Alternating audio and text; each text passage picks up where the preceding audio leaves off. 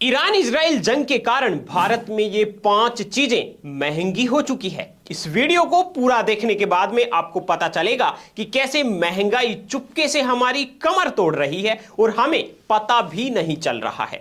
हाल ही में 16 मार्च को थोक महंगाई 12 महीने में सबसे ज्यादा हो चुकी है। अभी ये 2.13% तक पहुंच चुकी है। विशेषज्ञों का मानना है कि अगर अमेरिका, इजराइल और ईरान जंग लंबी चली तो कच्चे तेल के दाम $150 प्रति बैरल तक पहुंच सकते हैं।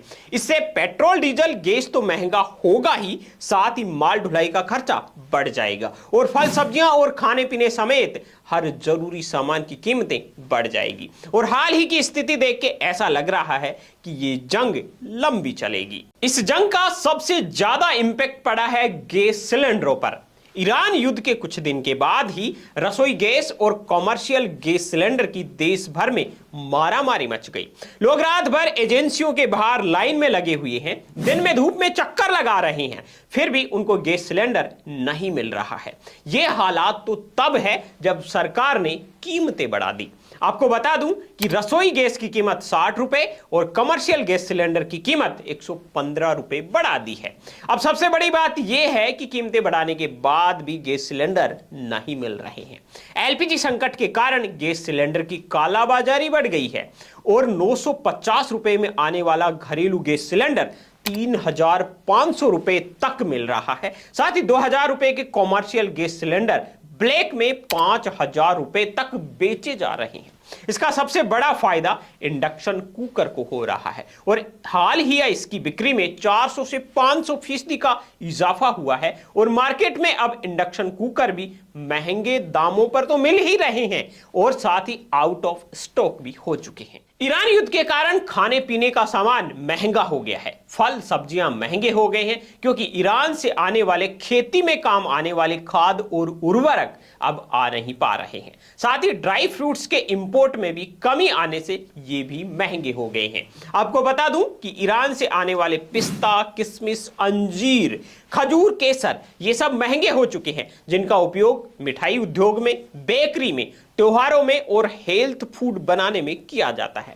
और इसी के साथ ही होटल, रेस्टोरेंट और ढाबों पर खाना महंगा हो चुका है क्योंकि उनको गैस सिलेंडर नहीं मिल रहे हैं। इसलिए खाने की जो कीमतें हैं वो 3 से 4 गुना तक बढ़ चुकी हैं। जो खाना आप पहले 100 से 150 रुपए में खा पाते थे वो अब 500 रुपए में मिल रहा है। ईरान युद्ध के कारण हवाई टिकटें महंगी हो चुकी है, मतलब आपका हवाई सफर भी अब महंगा हो गया है। जेट ईंधन एटीएफ महंगा होने के कारण हवाई टिकट महंगे हो गए हैं।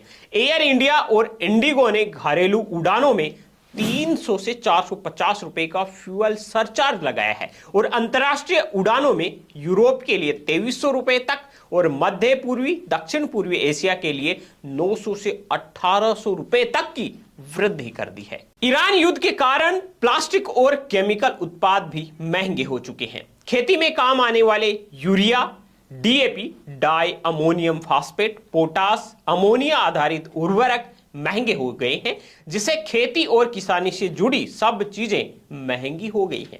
इनमें खाने पीने की चीजें, फल, सब्जियां, अनाज सब महंगा होने लग गया है। इसके साथ ही केमिकल उत्पाद जैसे रेजिन, सॉल्वेंट, सिंथेटिक रबर, औद्योगिक केमिकल, पानी की बोतलें, प्लास्टिक की पैकेजिंग वाली चीजें और घरेलू प्लास्टिक का सामान, साथ ही प्लास्टिक कंटेनर और पानी की टंकियां, पैकेजिंग मटेरियल, इन सब की कीमतें बाजार में बढ़ गई हैं। ईरान इजराइल युद्ध के कारण निर्माण में काम आने वाला रॉ मटेरियल भी महंगा हो चुका है।